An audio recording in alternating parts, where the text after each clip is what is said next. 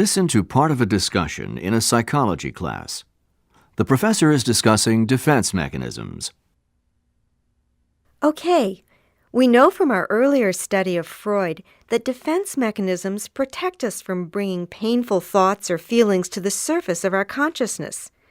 We do this because our mind simply can't tolerate these thoughts.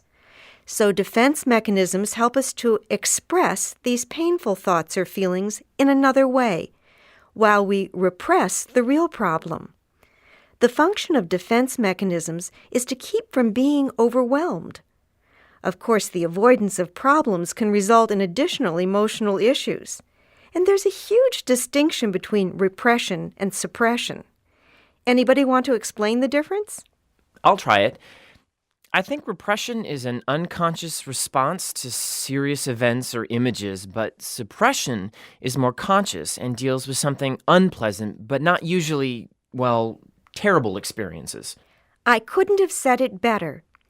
Now remember that the thoughts or feelings that we're trying to repress may include, just to mention a few, anger, depression, competition, fear, envy, hate, and so on.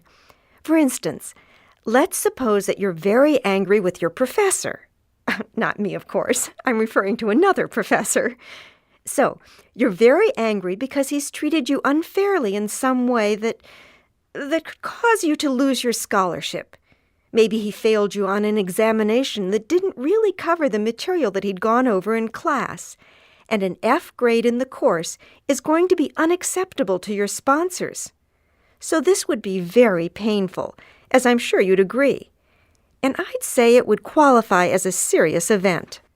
So let's take a look at several different types of defense mechanisms that you might employ to repress the feelings of disappointment, rage perhaps, and even violence that you'd feel toward the professor.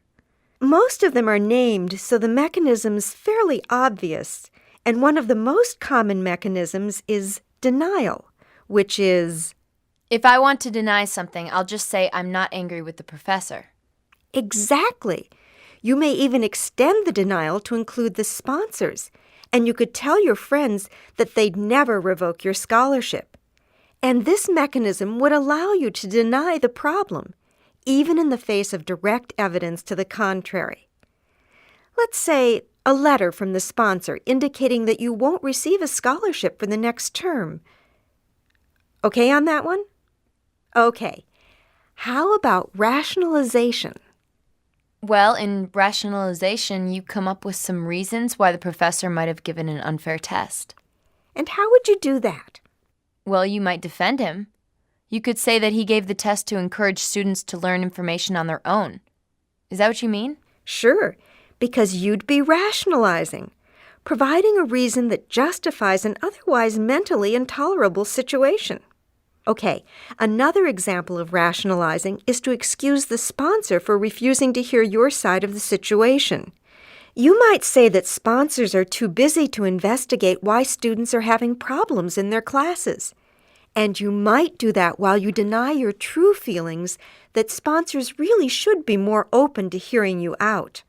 So when you deny something, when you use denial, you're refusing to acknowledge a situation, but when you use rationalization, you're excusing the behavior? Excellent summary. So, now let me give you another option. If you use a reaction formation as a defense mechanism, you'll proclaim the opposite of your feelings. In this case, what would you say about the professor? I'd say that I like the professor when in fact I hate him for depriving me of my opportunity. And you might insist that you have no hard feelings and even go so far as to tell your friends that he's an excellent teacher. You see, a reaction formation turns the expression of your feelings into the opposite reaction, that is, on the surface. And that brings us to projection, which is a defense mechanism that tricks your mind into believing that someone else is guilty of the negative thought or feeling that you have. Can you give us an example of that one? Okay. Feelings of hate for the professor might be expressed by telling classmates about another student who hates the professor, or even suggesting that the professor has strong feelings of hate for you, but you really like the professor yourself. So you would attribute your feelings to someone else. Get it? So if I hate someone, I'd believe that another person hates him or that he hates me. But you wouldn't admit that you hate him yourself. Okay, that's projection. Now, displacement serves as a defense mechanism when a less threatening person or object is substituted for the person or object that's really the cause of your anxiety. So instead of confronting the professor about the unfair test, well, you might direct your anger toward the friend who studied for the test with you, and you could blame him for wasting your time on the material that was in the book and notes. Of course, there are several other defense mechanisms like fantasy, which includes daydreaming or watching television, maybe to escape the problems at school. Or regression, which includes immature behaviors that are no longer appropriate, like maybe expressing temper in the same way that a preschooler might respond to having a toy snatched away. And your textbook contains a few more that we haven't touched on in class. Just one more thing. It's good to understand that the notion of unconscious thoughts and the mechanisms that allow us to manage them, that this is a concept that goes in and out of fashion. Many psychologists rejected defense mechanisms altogether during the 70s and 80s.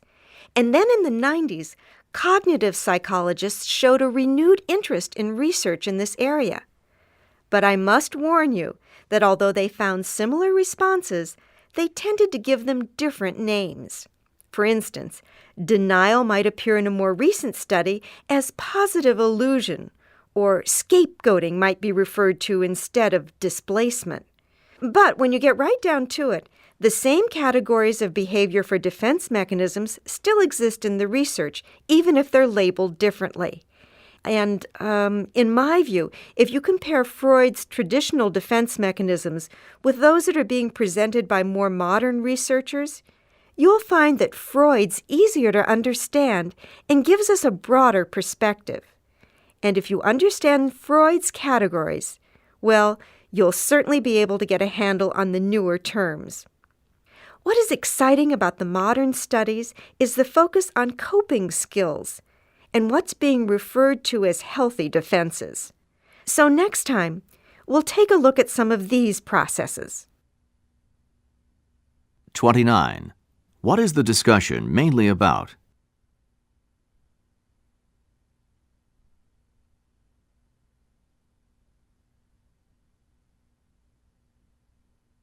(30) How does the student explain the term repression?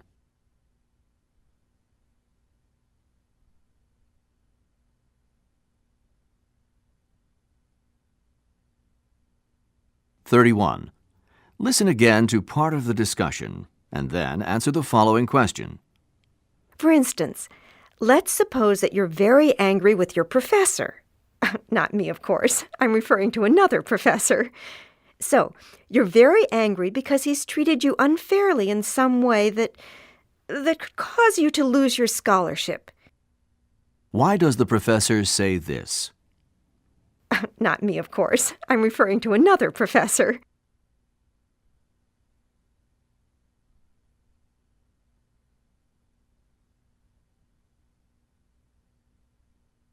(32) Which of the following is an example of displacement that was used in the lecture?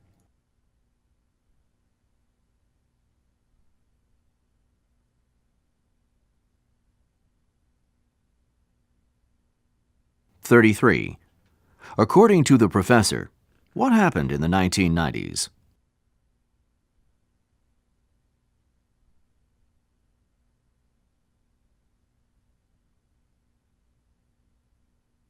(34) How does the professor organize the lecture?